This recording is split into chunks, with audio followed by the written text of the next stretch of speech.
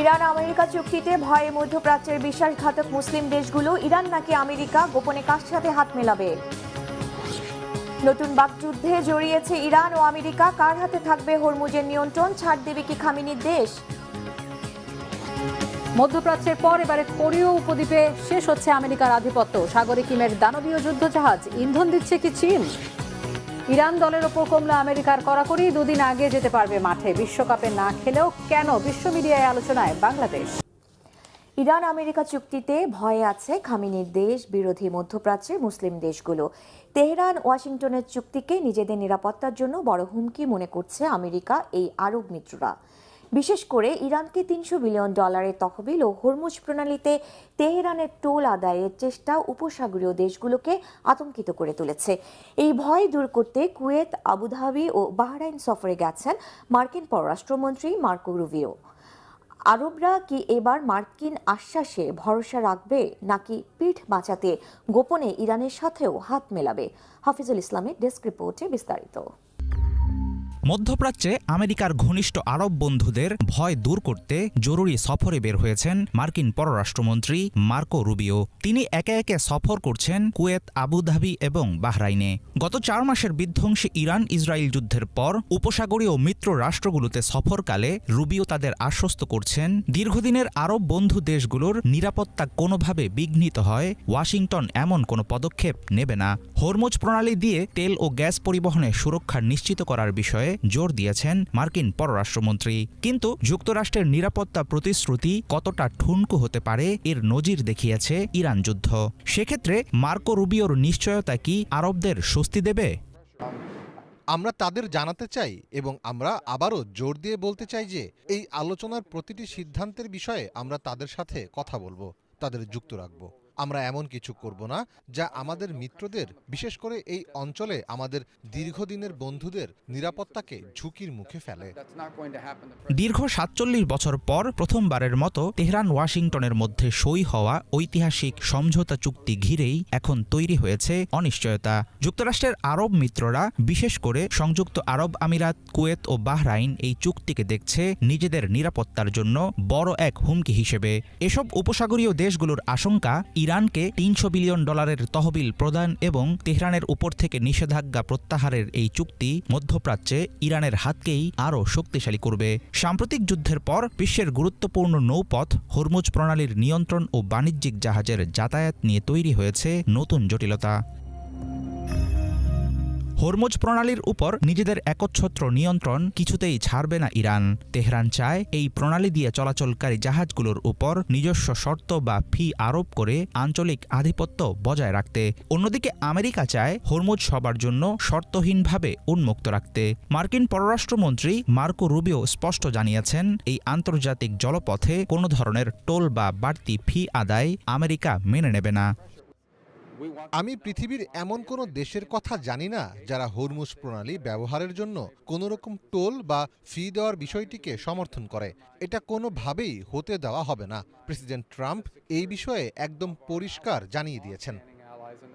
আরব মিত্র দেশগুলোতে সফরের মাধ্যমে মার্কিন পররাষ্ট্রমন্ত্রী মার্কো রুবিও আরব নেতাদের বোঝাতে চাইছেন, ইরানের সঙ্গে চুক্তি হলেও উপসাগরীয় অঞ্চলের সামরিক ও কৌশলগত সুরক্ষায় যুক্তরাষ্ট্রের প্রতিশ্রুতি অপরিবর্তিত থাকবে। তবে মার্কিন আশ্বাসের উপর আরব রাষ্ট্রগুলো আগের মতো ভরসা করতে পারবে কিনা সেটা নিয়ে রয়েছে ঘোর সন্দেহ। অনেকের ধারণা, ওয়াশিংটনের উপর পুরোপুরি নির্ভর না করে গোপনে ইরানের সাথেও নিজস্ব সমঝোতা চালিয়ে যাবে উপসাগরীয় দেশগুলো। জেনেভা শহরে যুক্তরাষ্ট্র ও ইরানের মধ্যে গুরুত্বপূর্ণ আলোচনার একদিন পরে পাকিস্তান সফর করলেন ইরানের প্রেসিডেন্ট মাসুদ পেজেশকিয়ান। বৈঠক করলেন পাকিস্তানের প্রধানমন্ত্রী শাহবাজ শরীফ এবং প্রেসিডেন্ট আসিফ আলী জারদারির সাথে। ইসলামাবাদে তার এই রাষ্ট্রীয় সফরকে কেবল কূটনৈতিক সৌজন্য নয়, বরং একটি গুরুত্বপূর্ণ রাজনৈতিক বার্তা হিসেবেও দেখা হচ্ছে। মীর ফজলের আপডেট, ডেস্ক রিপোর্ট। রাষ্ট্রপ্রধান হিসেবে বর্তমানে তিনি ইরানের নেতৃত্ব দিচ্ছেন ঠিকই, তবে তার মূল পেশাগত পরিচয় একজন চিকিৎসকের। যুক্তরাষ্ট্রের সাথে সমঝোতার পর প্রথম বিদেশ সফরে পাকিস্তানে এসে কেবল রাষ্ট্রীয় সম্মানই পাননি ইরানের প্রেসিডেন্ট মাসুদ পেজেশকিয়ান, বরং একজন দক্ষ সার্জন হিসেবে লাভ করেছেন দেশটির সর্বোচ্চ চিকিৎসা সম্মাননা। ইরানে যুক্তরাষ্ট্র ও ইসরায়েলের হামলা শুরুর পর প্রথম রাষ্ট্রীয় সফরে বের হয়েছেন পেজেশকিয়ান। 23 জুন ইসলামাবাদের কাছে একটি সামরিক ঘাঁটিতে পৌঁছালে তাকে স্বাগত জানান পাকিস্তানের প্রেসিডেন্ট আসিফ আলী জারদারি, প্রধানমন্ত্রী শাহবাজ শরীফ এবং উপপ্রধানমন্ত্রী ও পররাষ্ট্রমন্ত্রী ইসাক দার।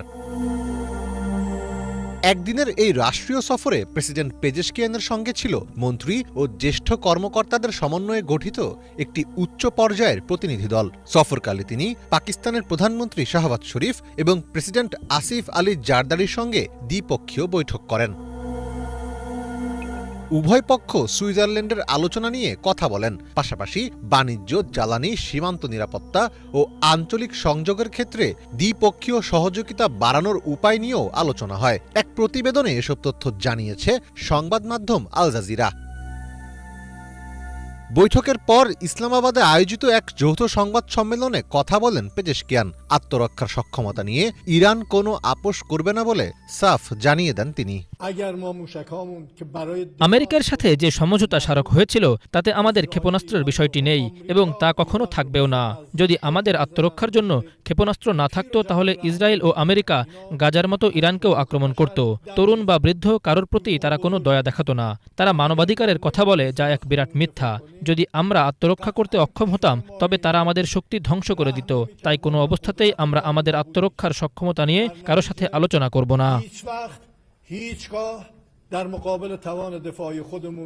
রাষ্ট্রীয় সফরের মাঝে পেজেশকিয়ানকে পেশাগত সম্মাননা দেয় Pakistan college of physicians and surgeons.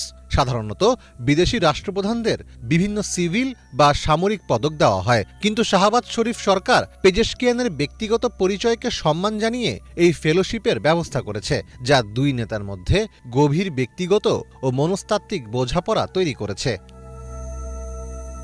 পেজেশকিয়ানের এই সফর এমন এক সময়ে অনুষ্ঠিত হচ্ছে যখন সম্প্রতি পাকিস্তান ও কাতারের মধ্যস্থতায় সুইজারল্যান্ডে যুক্তরাষ্ট্র ও ইরানের মধ্যে যুদ্ধ পরবর্তী প্রথম দফার গুরুত্বপূর্ণ আলোচনা অনুষ্ঠিত হয়েছে। গত 18 জুন স্বাক্ষরিত ইসলামাবাদ সমঝোতা স্মারকে মার্কিন প্রেসিডেন্ট ডোনাল্ড ট্রাম্প এবং ইরানের প্রেসিডেন্ট মাসুদ পেজেশকিয়ান স্বাক্ষর করেন। সেখানে মধ্যস্থতাকারী হিসেবে স্বাক্ষর করেন পাকিস্তানের প্রধানমন্ত্রী শাহবাজ শরীফ।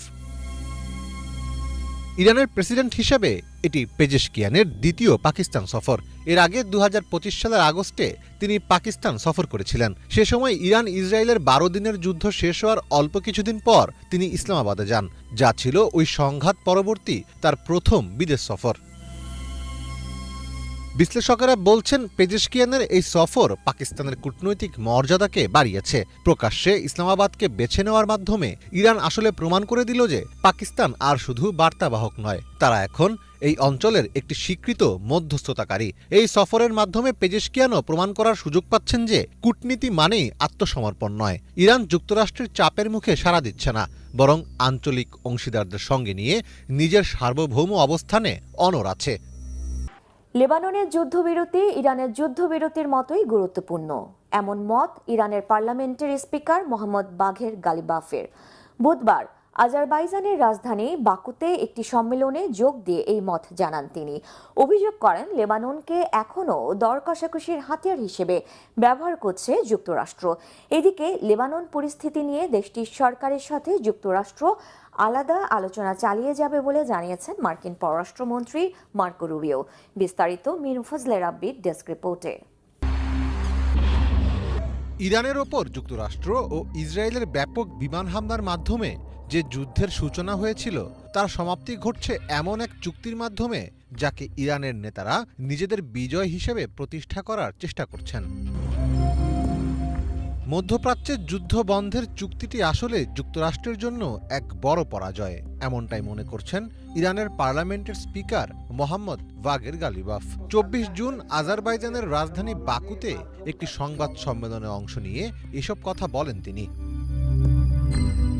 পাকিস্তানের মধ্যস্থতায় চূড়ান্ত হওয়া চুক্তির বিষয়বস্তুর দিকে ইঙ্গিত করে গালিবাফ বলেন, ইসলামাবাদ সমঝোতা কোনো চাপ বা জবরদস্তির ফল ছিল না, বরং এটি সাহসী ইরানি জাতির প্রতিরোধ ও কর্তৃত্বের ফল। ইরানিয়ান ব্রডকাস্টিং কর্পোরেশনের নিউজ নেটওয়ার্কে সরাসরি সম্প্রচারিত এই ভাষণে তিনি বলেন, আমাদের জন্য লেবাননের যুদ্ধবিরতি ইরানের যুদ্ধবিরতির মতোই গুরুত্বপূর্ণ। লেবাননের যুদ্ধের অবসান ইরানের যুদ্ধের অবসানের মতোই জরুরি। ইরানি নীতি নির্ধারকদের কৌশলগত অবস্থান হল মধ্যপ্রাচ্যের অবিভাজ্য নিরাপত্তা। লেবাননে যদি যুদ্ধ চলতে থাকে তবে যে কোনো মুহূর্তে সেই যুদ্ধের আগুন আবার সরাসরি ইরানে এসে লাগতে পারে। তাই লেবাননে যুদ্ধ বন্ধে তৎপর ইরানি নেতারা। কিন্তু লেবাননকে এখনও দর কষাকষির হাতিয়ার হিসেবে ব্যবহার করছে যুক্তরাষ্ট্র। আবুধাবিতে সাংবাদিকদের এক প্রশ্নের জবাবে মার্কিন পররাষ্ট্রমন্ত্রী মার্কো রুবিও বলেন, লেবানন পরিস্থিতি নিয়ে দেশটির সরকারের সাথে আলাদা আলোচনা চালিয়ে যাবে যুক্তরাষ্ট্র। লেবানন একটি স্বাধীন ও সার্বভৌম রাষ্ট্র, তাদের নিজস্ব সরকার রয়েছে। আমরা সরাসরি লেবানন সরকারের সাথেই আলোচনা করব। গত শুক্রবারেও লেবাননের প্রেসিডেন্টের সাথে আমার কথা হয়েছে। তাদের প্রতিনিধিরা এখন সরাসরি মাঠ পর্যায়ে কাজ করছেন। ইরানের একটি নিজস্ব এজেন্ডা রয়েছে, আর তা হল হিজবুল্লাহকে তাদের সমর্থন ও পৃষ্ঠপোষকতা দেওয়া। ইরানের সাথে আমাদের আলোচনায় সেই বিষয়টি অবশ্যই টেবিলে থাকবে, কিন্তু লেবাননের ভবিষ্যৎ কেবলই দেশটির জনগণের এবং তাদের নির্বাচিত সার্বভৌম সরকারের, আর আমরাও তাদের সাথেই কাজ করে যাব। যুক্তরাষ্ট্রের নীতি নির্ধারকদের একাংশ মনে করেন, ইসরায়েলি হামলার কারণে হিজবুল্লাহর কমান্ড স্ট্রাকচার এবং অস্ত্রভাণ্ডার ব্যাপক ক্ষতিগ্রস্ত হয়েছে। যুক্তরাষ্ট্র এই সুযোগটিকে পুরোপুরি কাজে লাগাতে চায়।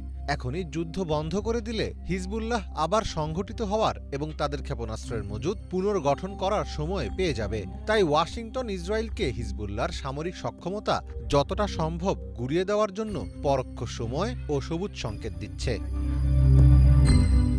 যুক্তরাষ্ট্র চায় না লেবাননে হিজবুল্লাহ কোনো সমান্তরাল সামরিক বাহিনী হিসেবে টিকে থাকুক। ফলে মার্কিন প্রেসিডেন্ট ডোনাল্ড ট্রাম্প তেহরানের সাথে বড় যুদ্ধ এড়াতে সমঝোতা স্বাক্ষর করলেও লেবানন ফ্রন্টকে তিনি কিছুটা ভিন্ন চোখে দেখছেন বলেই মনে করছেন বিশ্লেষকেরা। মধ্যপ্রাচ্যের পর এবারে কোরীয় উপদ্বীপের কাছাকাছি জলসীমায় শেষ হচ্ছে আমেরিকা, জাপান ও দক্ষিণ কোরিয়ার আধিপত্য। সামরিক ইতিহাসের সবচেয়ে বড় ৫,০০০ টনের দানবীয় যুদ্ধজাহাজ সাগরে নামিয়ে রীতিমতো হইচই ফেলে দিয়েছে উত্তর কোরিয়া। তবে শুধু জাহাজই নয়, কিম সাফ জানিয়েছেন তারা এখন পুরোদস্তুর পারমাণবিক রাষ্ট্র হিসেবে সাগরেও নিজেদের শক্তি খাটাবেন। কিমের এই আগ্রাসী মনোভাব কি এশিয়া প্রশান্ত মহাসাগরীয় অঞ্চলে নতুন যুদ্ধের আগুন জ্বালাবে? পেছনে রয়েছে কার হাত, চীনের না রাশিয়ার? হাফিজুল ইসলামের ডেস্ক রিপোর্ট। নিজেদের সামরিক ইতিহাসের সবচেয়ে বড় ও শক্তিশালী যুদ্ধজাহাজ নামাচ্ছে উত্তর কোরিয়া।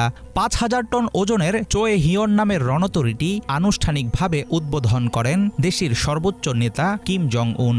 এর ঠিক পরপরই কিম ঘোষণা দিয়েছেন, আমেরিকা ও দক্ষিণ কোরিয়ার হুমকি মোকাবেলায় এখন থেকে সরাসরি পারমাণবিক রাষ্ট্র হিসেবে অবস্থান জোরদারে কাজ করবে পিয়ংইয়ং। অন্যদিকে ইরান যুদ্ধ ঘিরে উত্তেজনার জেরে প্রশ্ন উঠেছে, উত্তর কোরিয়ার মতো তেহরানও কি হাঁটবে পরমাণু অস্ত্র তৈরির পথে? কিমের সরকারপক্ষীয় বিশ্লেষকদের দাবি, যুদ্ধজাহাজ নামানোর মধ্য দিয়ে উত্তর কোরীয় নৌবাহিনীর সামুদ্রিক দুর্বলতার দিন শেষ হতে চলেছে। এই রণতরী কি আমেরিকা ও তার আঞ্চলিক মিত্র জাপানের মাথাব্যথার কারণ হয়ে দাঁড়াবে?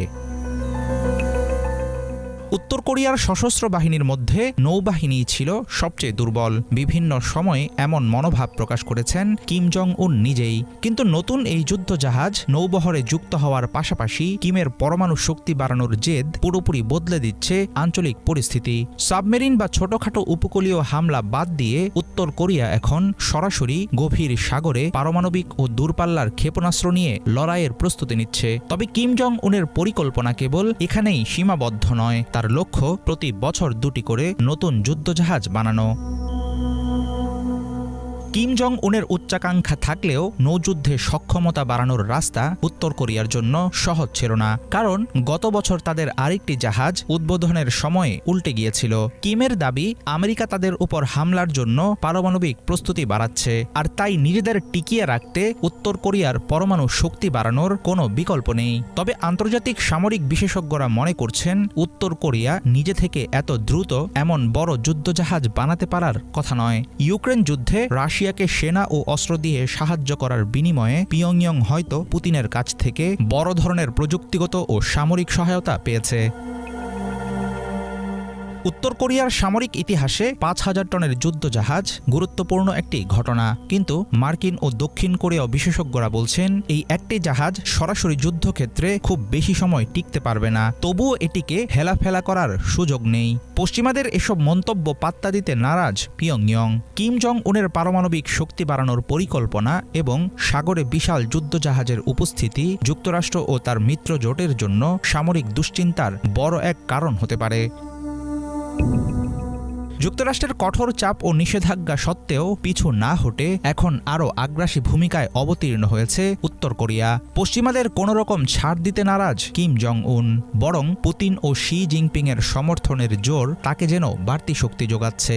সাম্প্রতিক এক দলীয় বৈঠকে কিম সাফ জানিয়ে দিয়েছেন উত্তর কোরিয়া কোনো অবস্থাতেই পারমাণবিক নিরস্ত্রীকরণের পথে হাঁটবে না, বরং নিজেদের পরমাণু শক্তিধর রাষ্ট্র হিসেবেই প্রতিষ্ঠা করবে। কিমের এমন সামরিক মনোভাব কি অচিরেই খুলে দেবে নতুন সংঘাতের পথ?